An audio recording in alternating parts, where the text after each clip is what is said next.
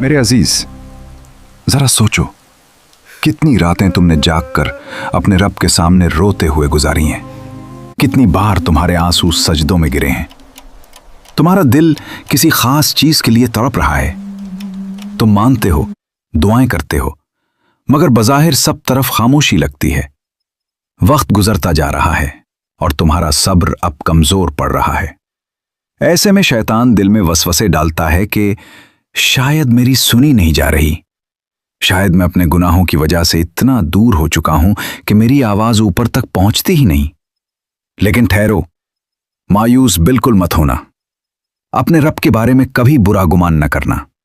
याद रखो, तुम्हारा रब वो है जो समंदर की गहराई में मौजूद मछली की पुकार भी सुनता है।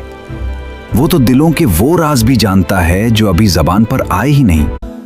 यकीन रखो, तुम्हारी दुआ रद्द नहीं हुई और ना ही उसे भुलाया गया है। हमारे प्यारे नबी हजरत मोहम्मद सल्लल्लाहु अलैहि वसल्लम का फरमान है कि किसी मोमिन की कोई दुआ जाया नहीं जाती। अल्लाह ताला तुम्हारी दुआ का जवाब इन 3 तरीकों में से किसी एक तरीके से जरूर देता है। पहली सूरत, या तो वो चीज तुम्हें दुनिया में जल्दी मिल जाती है अगर वो तुम्हारे लिए बेहतर हो। दूसरी सूरत, या इस दुआ को तुम्हारे लिए आखिरत का बेहतरीन जखीरा बना दिया जाता है जो तुम्हें क़यामत के दिन मिलेगा।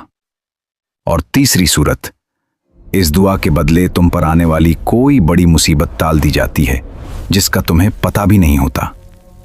बात यह है कि तुम वो मांग रहे हो जो तुम्हें अपनी समझ के मुताबिक पसंद है, और अल्लाह तुम्हें वो देना चाहता है जो तुम्हारी दुनिया और आखिरत दोनों के लिए बेहतरीन है।